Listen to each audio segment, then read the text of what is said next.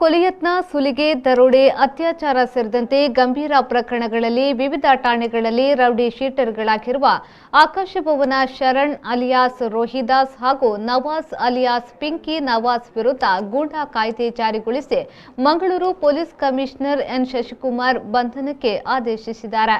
ಈ ಬಗ್ಗೆ ಸುದ್ದಿಗಾರರಿಗಿಂದು ಮಾಹಿತಿ ನೀಡಿದ ಎನ್ ಶಶಿಕುಮಾರ್ ಅವರು, ಕೋಮು ಸಾಮರಸ್ಯ ಕಾಪಾಡುವುದು ಹಾಗೂ ಸಮಾಜದ ವಿದ್ರೋಹದ ಪರಿಸ್ಥಿತಿಯಿಂದ ರಕ್ಷಣೆಯ ಸಲುವಾಗಿ ತಮಗಿರುವ ಅಧಿಕಾರವನ್ನು ಚಲಾಯಿಸಿ ಈ ಗೂಂಡಾ ಕಾಯ್ದೆಯನ್ನ ಈ ಇಬ್ಬರು ಆರೋಪಿಗಳ ವಿರುದ್ಧ ಹೇರಿರುವುದಾಗಿ ತಿಳಿಸಿದರು.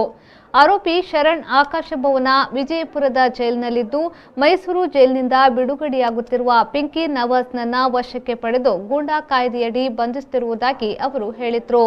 ನಗರದಲ್ಲಿ ಯಾವುದೇ ಅಹಿತಕರ ಘಟನೆ ನಡೆಯದಂತೆ ಮುಂಜಾಗ್ರತಾ ಕ್ರಮಗಳನ್ನು ಕೈಗೊಳ್ಳಲಾಗುತ್ತಿದೆ.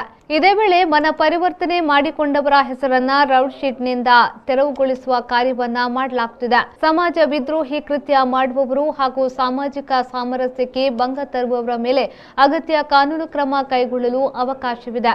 ಆಕಾಶಭವನ ಕಾಪಿಗುಡ್ಡೆ ಕ್ರಾಸ್ ನಿವಾಸಿಯಾಗಿರುವ ತರುಣ್ ವಿರುದ್ಧ 2008 ರಿಂದ 2022ರವರೆಗೆ ದಕ್ಷಿಣ ಕನ್ನಡ, ಉಡುಪಿ ಸೇರಿದಂತೆ ಮಂಗಳೂರು ನಗರದ ವಿವಿಧ ಠಾಣೆಗಳಲ್ಲಿ 20ಕ್ಕೂ ಅಧಿಕ ಪ್ರಕರಣಗಳು ದಾಖಲಾಗಿವೆ ಎಂದು ಅವರು ಹೇಳಿದರು. ನಮ್ಮ ಮಂಗಳೂರು ನಗರ ಕಮಿಷನರೇಟ್ ವ್ಯಾಪ್ತಿಯಲ್ಲಿ ಇತ್ತೀಚೆಗಷ್ಟೇ 1250ಕ್ಕೂ ಹೆಚ್ಚು ರೌಡಿ ಶೀಟ್ಗಳನ್ನು ಕ್ಲೋಸ್ ಮಾಡಲಾಯಿತು. ಅದೇ ರೀತಿ ಸುಮಾರು 528ಕ್ಕೂ ಹೆಚ್ಚು MOB ಕಾರ್ಡ್ಗಳನ್ನು ಕ್ಲೋಸ್ ಮಾಡಲಾಯಿತು. ಅದರ ಜೊತೆಗೆ ಅಪರಾಧಗಳು ನಡೆಯುವಂಥದ್ದು ಮತ್ತು ಸಮಾಜ ವಿದ್ರೋಹಿ ಕೆಲಸಗಳನ್ನು ಮಾಡುವಂಥವರು, ಸಾರ್ವಜನಿಕ ಸುವ್ಯವಸ್ಥೆಗೆ ಭಂಗ ತರುವಂತಹ ಚಟುವಟಿಕೆಗಳನ್ನು ಮಾಡುವಂಥವ್ರ ವಿರುದ್ಧ ನಮಗೆ ಅಗತ್ಯ ಕಾನೂನು ಕ್ರಮ ಕೈಗೊಳ್ಳಲಿಕ್ಕೆ ಸಾಕಷ್ಟು ಅವಕಾಶಗಳಿದ್ದಾವೆ. ಅದರ ಹಿನ್ನೆಲೆಯಲ್ಲಿ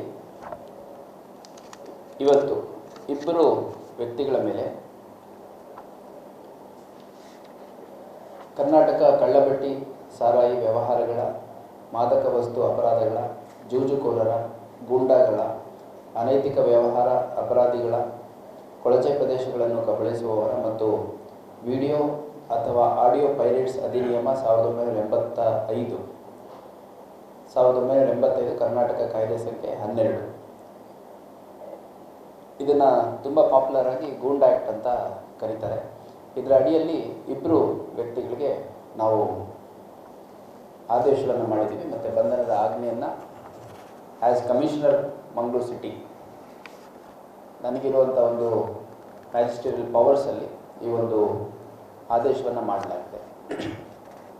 ಇದರಲ್ಲಿ ಮೊದಲನೇ ವ್ಯಕ್ತಿ ರೋಹಿದಾಸ್ ಅಲಿಯಾಸ್ ಆಕಾಶ್ ಭವನ್ ಅನ್ನುವಂಥವನು. ಇವನು ನಮ್ಮ ಮಂಗಳೂರು ನಗರದ ಹೊರವಲಯದ ಆಕಾಶ್ ಭವನ್ ಏರಿಯಾದಲ್ಲಿ ಇದ್ದಾನೆ.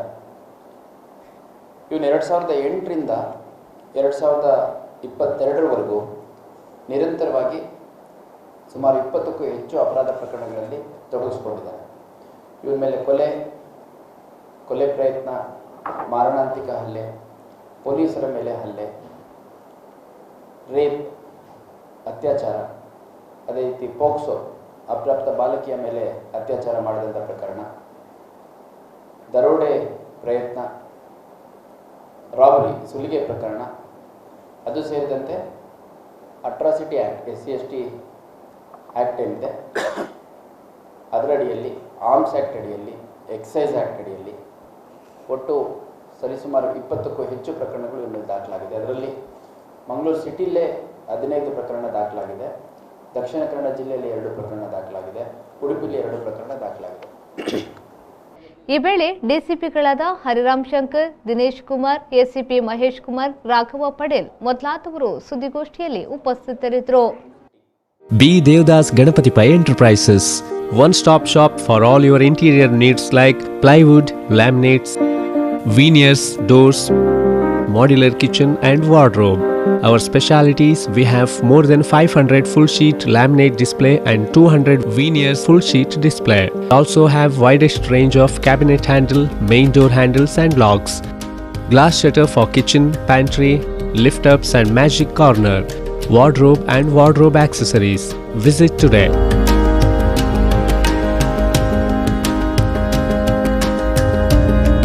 B. Devdas Ganapati Pai Enterprises, near New Chitra Talkies, Dongarakeri, Mangalore. Contact mobile 9886 725 347 or 9945 043 788.